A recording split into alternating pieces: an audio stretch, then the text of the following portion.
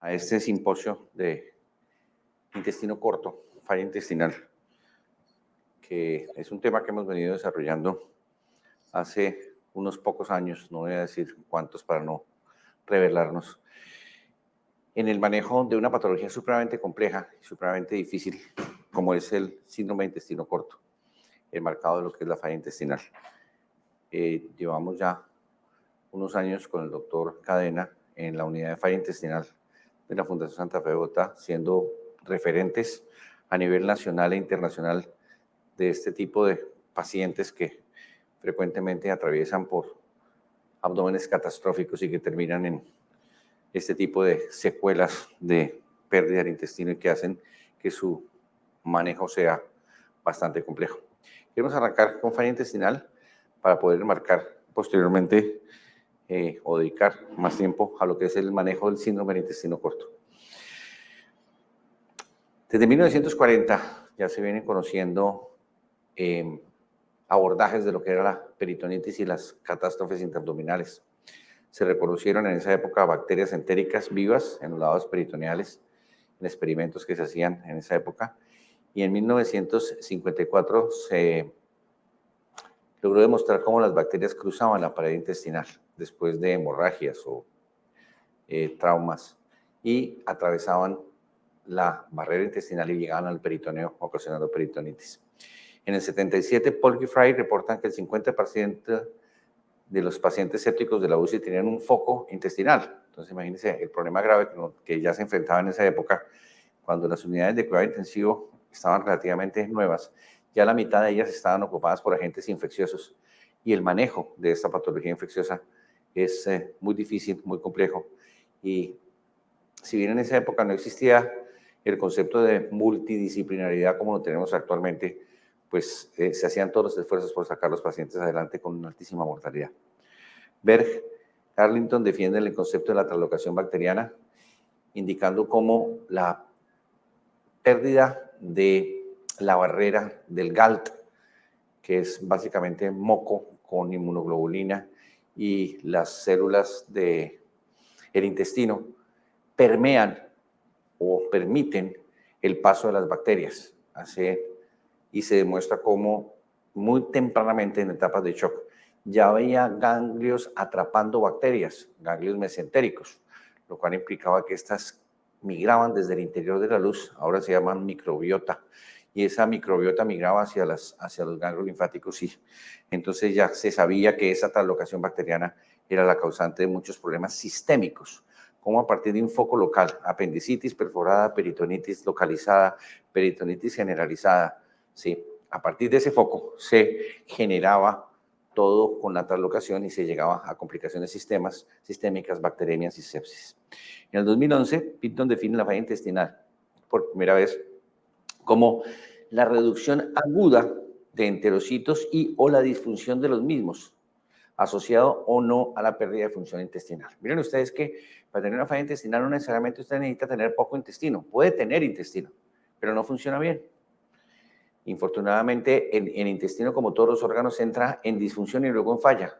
Ustedes todos conocen los conceptos de disfunción renal, pasan a falla renal, el Atkins, la disfunción cardíaca que pasa a falla cardíaca, la disfunción pulmonar que pasa a falla pulmonar, y cómo estos órganos requieren un apoyo, una intubación, una diálisis, un paciente que hay que ponerle medicamentos que apoyen el funcionamiento del corazón. Lo mismo pasa con el intestino. Lo que pasa es que el intestino es como de menor familia, digámoslo así. A la gente le pone más importancia al corazón que al intestino. Y el intestino falla, y falla tempranamente en las unidades de cuidados intensivos y en los pacientes graves. Hasta ahora estamos reconociendo la importancia de la falla intestinal y de hecho han aparecido artículos como el origen de la falla multisistémica, la falla peritoneal. El peritoneo deja de funcionar. ¿Qué hace básicamente el intestino? Pues todos los procesos de digestión, absorción, transporte. Y cuando ese intestino falla, necesitamos soportarlo. Y con el doctor Cadena se acuñó un concepto de falla peritoneal, y es que el peritoneo está encargado de defendernos. El peritoneo es un órgano, como el hígado, como el riñón, tiene inervación, irrigación venosa, irrigación arterial y drenaje venoso propio, linfáticos propios, y falla también en su misión, que es la de aclarar todas las sustancias que llegan a él, de limpiar esas sustancias, y también falla. Entonces se convierte en una sinergia la falla intestinal con la falla peritoneal, y esas peritonitis ocasionan una serie de problemas graves. Y en el 2014, finalmente, ESPEN, la Asociación Europea de Nutrición Enteral y Parenteral, sí muestra o define la falla intestinal como la reducción de la forma del intestino de funcionar por debajo de lo mínimamente necesario para absorber los micronutrientes y el agua.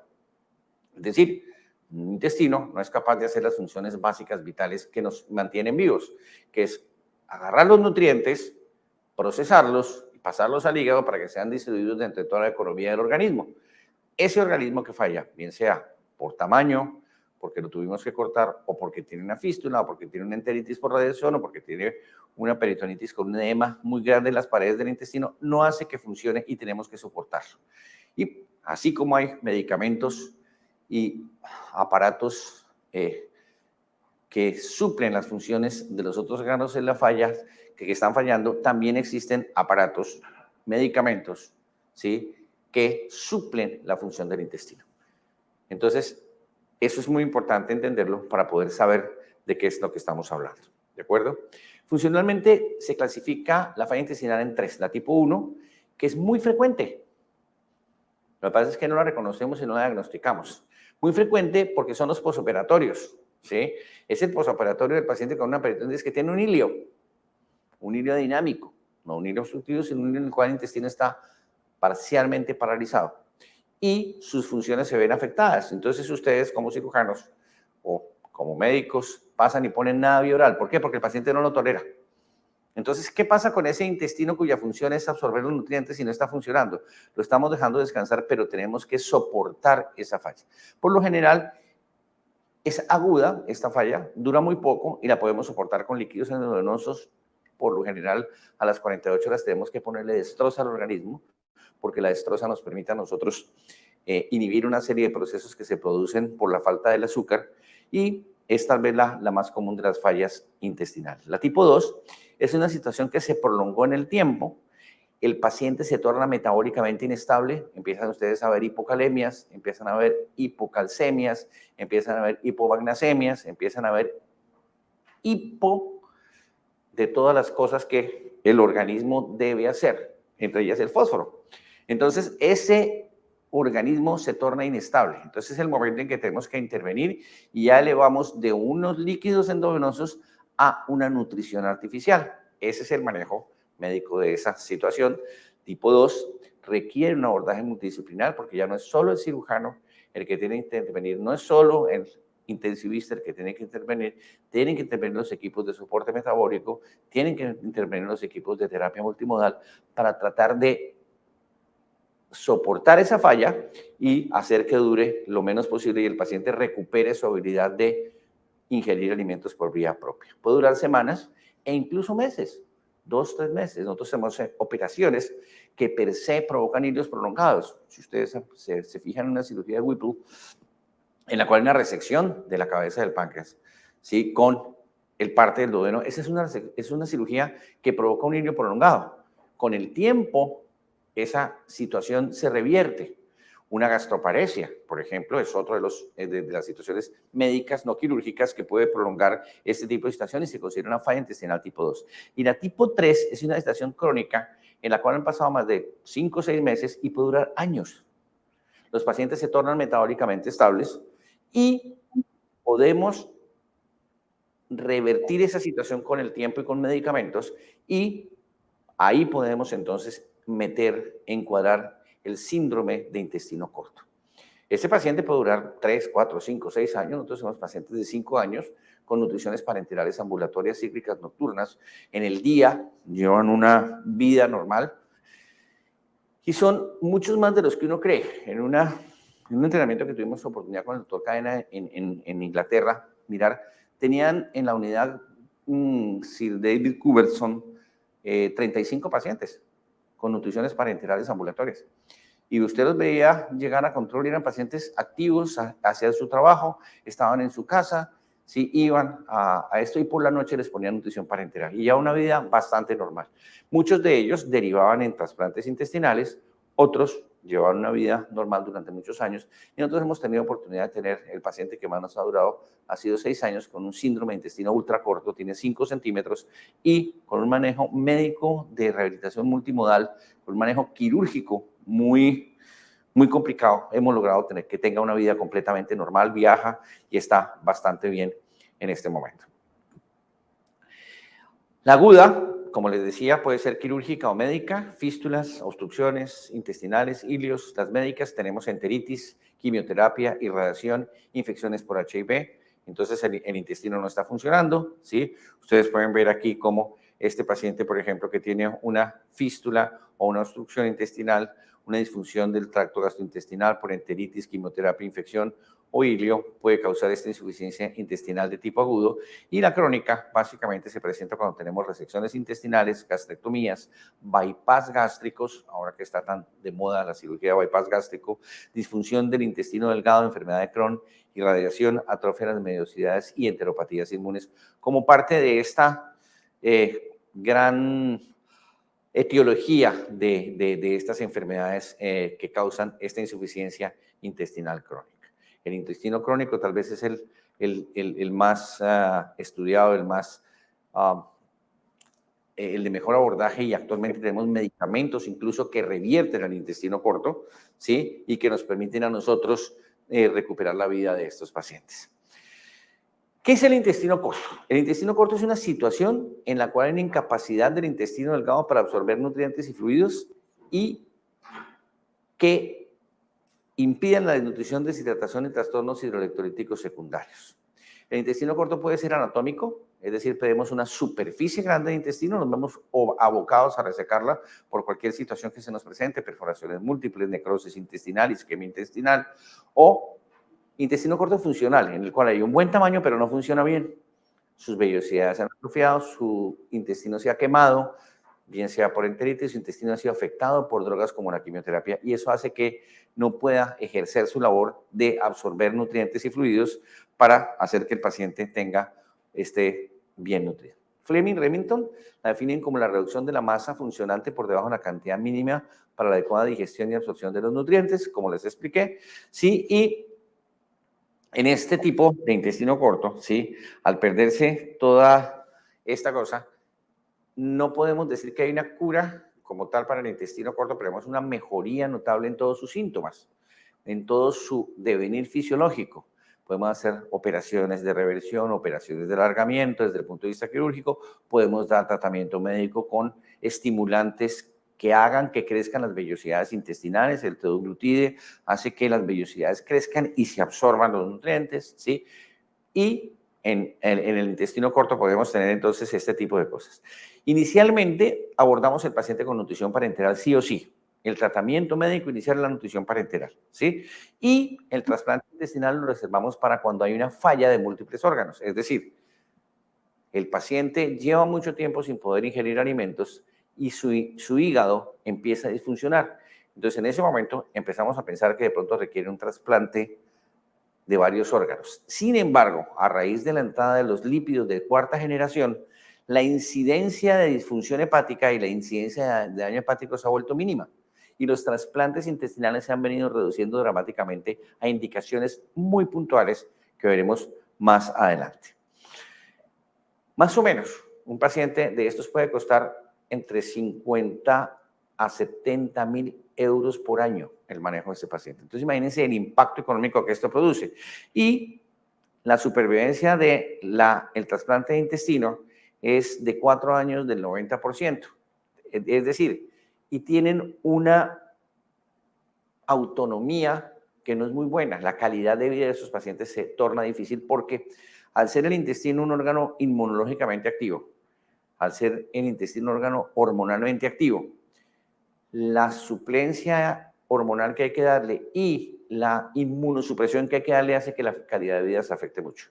Estos pacientes tienen una calidad de vida muy afectada y se ha visto como en la calidad de vida, que actualmente es lo que prima del paciente, es muy importante que si se puede lograr una sobrevida a largo plazo con una buena calidad de vida, es mejor que una sobrevida a corto plazo con una calidad de vida deteriorada. El intestino delgado mide 480 centímetros aproximadamente. Los nutrientes se absorben, la mayoría de ellos en las primeras porciones del tracto gastrointestinal, ¿sí? Carbohidratos, lípidos, entre los 100 a 150 centímetros de intestino, y absorbemos micronutrientes, absorbemos vitaminas, elementos trazas, absorbemos las sales biliares y contribuyen a la formación, a la incorporación de muchos otros nutrientes. Entonces, imagínense ustedes qué pasa cuando un intestino no funciona. Pues que no tenemos este tipo de nutrientes y cómo vivimos, cómo hacemos para poder salir adelante. Eso es lo que tratamos nosotros de hacer y darle a nuestro paciente. El intestino, el yeyuno mide 200 centímetros, ¿sí? El ilion sí mide aproximadamente 300 centímetros y cuando nos vemos abocados a hacer resecciones quirúrgicas, podemos hacer una de estas 3 citaciones y esta es la segunda clasificación del intestino corto, la tipo 1, en la cual hay resección intestinal con una enterostomía, es decir, la dejamos directamente ligada a la piel. La segunda, cuando hay una anastomosis enterocólica, puede ser yeyuno. Nosotros hemos hecho hasta 6 centímetros del TRITES, anastomosis con el colon, ¿sí? Y anastomosis yeyunales con disminución de la cantidad, pero con presencia de válvula ileocecal. Tal vez lo más importante aquí es esto. Es increíble que este complejo de válvula ileocecal sea tan importante para la vida de los pacientes. Si nosotros no tenemos esa válvula, la calidad de vida se ve supremamente afectada, porque la cantidad de diarrea que los pacientes producen es altísima. Mientras tengamos eso, no tenemos problema. Miren ustedes esta imagen, este desastre que le tocó operar una noche al doctor Cadena. Esta es una imagen que compartimos y que él me dijo, mire, este desastre. ¿Qué pasaba antes? Antes teníamos una técnica que se llamaba la técnica de Abraham Sierra. Es decir, uno abría, miraba, no había nada que hacer y cerraba. Y el paciente necesariamente moría. Y muchos pacientes murieron porque no había nada que hacerles. Actualmente se reseca todo lo que esté necrosado. Si resecamos el 99% del intestino no hay ningún problema.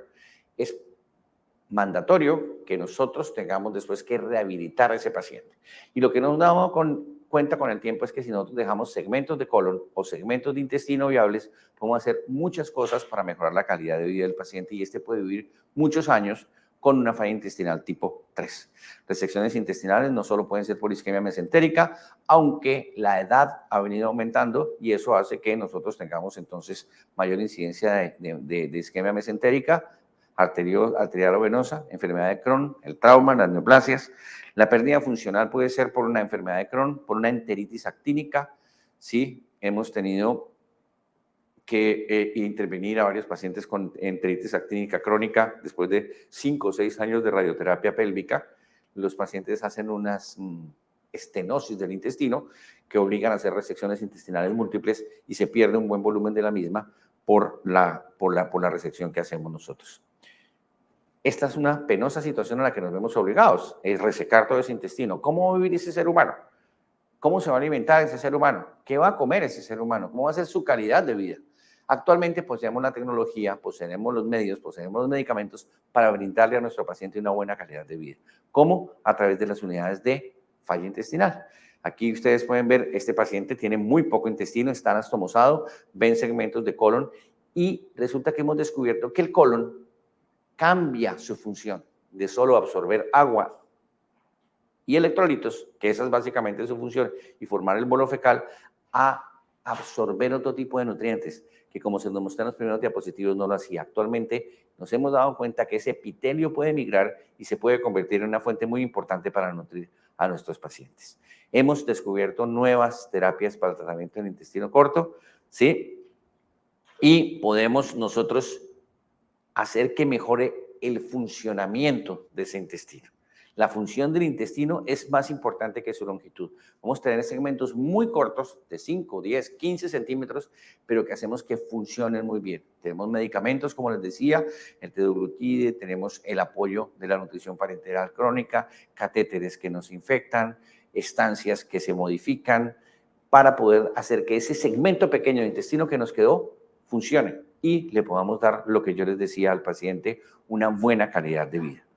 En esta gráfica les muestro cómo la pérdida del intestino y la obstrucción, la dismotilidad, la obstrucción crónica se juntan y la resección y el defecto orgánico y la pérdida de absorción por enfermedad conllevan al síndrome de intestino corto asociado a la falla intestinal.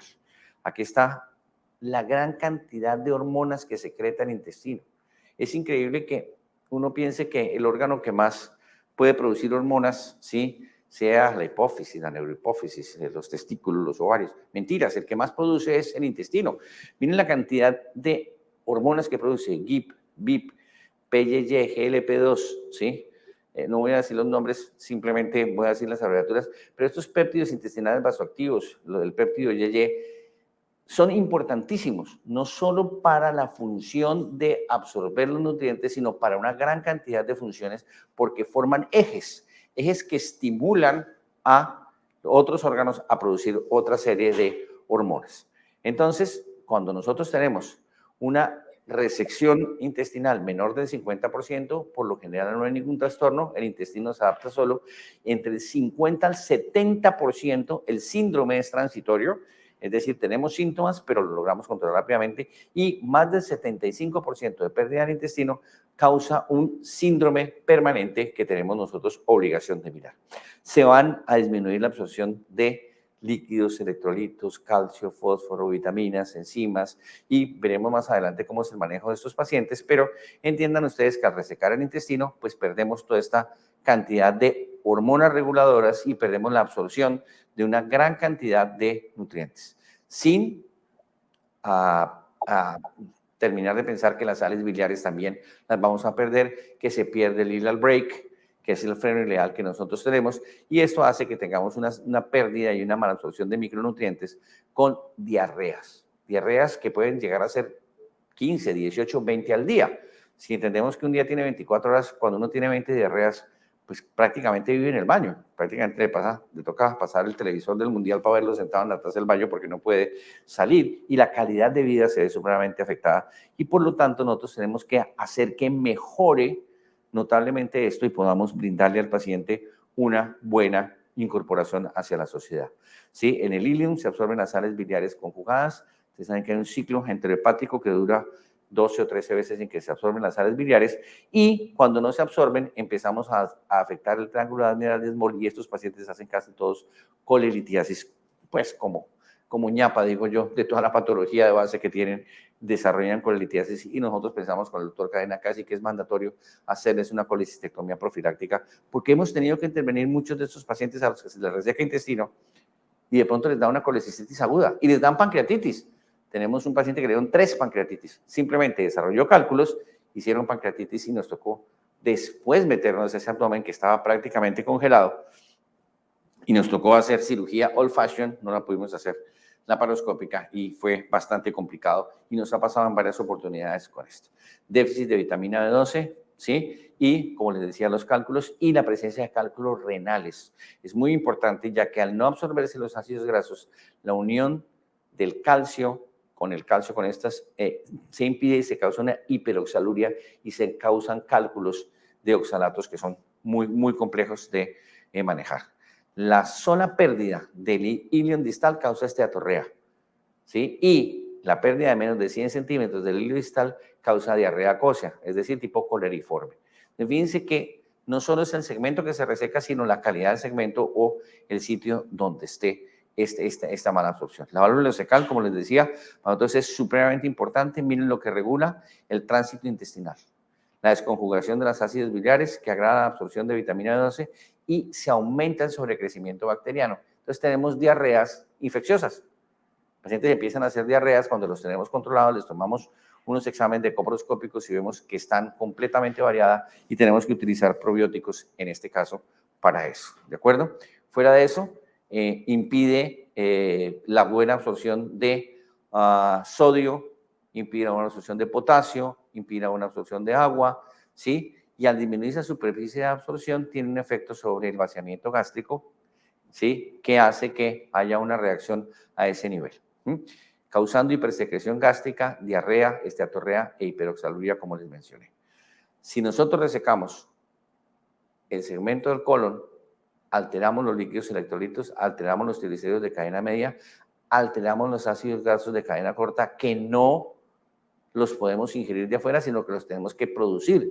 Los ácidos grasos de cadena corta no los ingerimos, no hay ninguna fuente exterior, sino que los producimos nosotros a través del metabolismo de la fibra y se altera la producción de esos ácidos grasos de cadena corta que son el combustible del enterocito, ¿sí? Y se causan obviamente pérdidas supremamente graves. En resumen, dentro de la fisiopatología hay diarrea, deshidratación, hipersecreción gástrica, déficit de vitaminas y acidosis metabólica. Fíjense todas las consecuencias que trae esta situación de intestino corto: pérdida de peso, anemia, nefrolitiasis, colelitiasis, osteomalacia, sobrecrecimiento bacteriano y severas alteraciones hepáticas en el organismo. Uno de los que se afecta es la citrulina, ¿sí? Que es un aminoácido que se produce en los enterocitos a partir de la glutamina. Y ustedes dirán, ¿pero qué tiene que ver eso? Ya sabemos que se altera la absorción de aminoácidos y simplemente lo traigo a colación porque la citrulina es un marcador de la evolución buena o mala del síndrome de intestino corto. Nosotros lo usamos para este tipo de situaciones en la falla intestinal crónica y nos muestra a nosotros cómo los niveles de citrulina nos permiten predecir qué va a pasar con ese tipo de pacientes. Este fue un artículo que publicamos, ¿sí?, sobre eso, ¿sí?, en la fundación, sobre un biomarcador y que nos permite a nosotros predecir tanto para nosotros, para el médico tratante que generalmente nos remiten el paciente, y para la familia cómo va a ser la rehabilitación de este paciente. Los objetivos de la fase aguda del tratamiento son prevenir la deshidratación, corregir las causas y las complicaciones, prevenir los trastornos electrolíticos, iniciar tempranamente nutrición parenteral y ojalá podamos iniciar pequeñas cantidades de nutrición enteral para impedir que lo que queda de intestino se atrofie. No lo estimula la nutrición enteral. ¿De acuerdo? Eso es supremamente importante. ¿Qué son factores de mal pronóstico? La enterostomía. ¿Se acuerdan del tipo 1 que dejamos abordado el intestino? Es un muy mal factor pronóstico. Primero porque afecta profundamente la piel. Cuidar la piel en ese caso es complicadísimo. Vienen secreciones pancreáticas, vienen secreciones biliares, vienen secreciones muy altas que van a alterar la piel y que van a causar muchos problemas, y el efluente es muy difícil de controlar. Que haya menos de 50% de intestino, ¿sí? Que haya necesidad de ponerle nutrición parenteral y que una de las causas sea enteritis por radiación o por isquemia. Apenas, ¿sí?, 2/3 partes de los pacientes sobreviven a hospitalización en estos casos y son de mal pronóstico. En el estado crítico nos lanzan signos tempranos que no interpretamos y no los colocamos en los diagnósticos. Yo no sé ustedes cuántos diagnósticos de falla intestinal han visto colocados en la unidad de cuidado intensivo. Falla orgánica múltiple, falla renal, falla cardíaca, falla pulmonar, y no aparece la falla intestinal. ¿Qué mensaje nos está mandando o qué nos está diciendo que está en falla intestinal? Ileos, altos residuos gástricos. Uno va, hace balance de líquidos en un paciente en estado crítico que puede tener o no alguna afección intestinal y mira, 2.000, 2.500 de residuo gástrico. No está funcionando, no se está evacuando el intestino. La ausencia de ruidos. El intestino muy pocas veces deja de moverse. Cuando deja de moverse y no suena, algo no está funcionando. La distensión abdominal les muestra a ustedes que ese intestino no solo tiene mala motilidad, sino que no puede manejar sus secreciones. ¿De acuerdo? Las hemorragias de vías digestivas, la diarrea y el reflujo o vómito, ¿sí?, nos muestran que ese paciente está en una falla intestinal. Y esto aumenta 3 veces la mortalidad. Son signos que no los vemos, no los tenemos en cuenta, pero que están ahí. Podemos utilizar la citrulina como marcador bioquímico, sí, y nos va a ayudar a predecir qué es lo que está pasando. Hay otro tipo de marcadores, la proteína de unión de ácidos grasos, etcétera, que nos pueden mostrar lo mismo, ¿sí? Y entonces en estos pacientes en estado crítico, la disfunción se produce por múltiples causas, pero entramos en una falla intestinal. ¿Podríamos llamar a esto un síndrome de disfunción intestinal más que intestino corto? Sí, puede ser una propuesta, pero todo el mundo lo conoce con este nombre y hasta ahora estamos tratando de ponerlo en el estrado sobre lo que se debe hacer con este tipo de pacientes. El manejo en las unidades de cuidado intensivo, el manejo multimodal, el manejo asociado a las nutriciones artificiales en instituciones que tengan este tipo de situaciones hacen que sea casi mandatorio enviarlos. ¿Por qué? Porque existen los recursos humanos, existen los recursos técnicos, existen los recursos tecnológicos y farmacológicos. ¿sí? Manejar este tipo de pacientes con este tipo de patologías en otro tipo de hospitales es muy complicado. Y esa no es una experiencia nuestra. Si ustedes van a Inglaterra, no hay sino 4 centros de falla intestinal. Si van a Francia, no hay sino 3 centros de falla intestinal.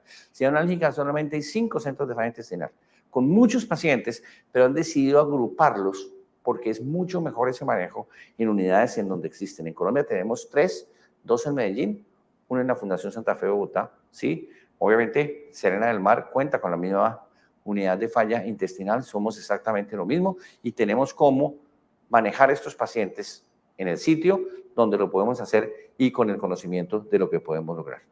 Eso es básicamente la introducción al simposio.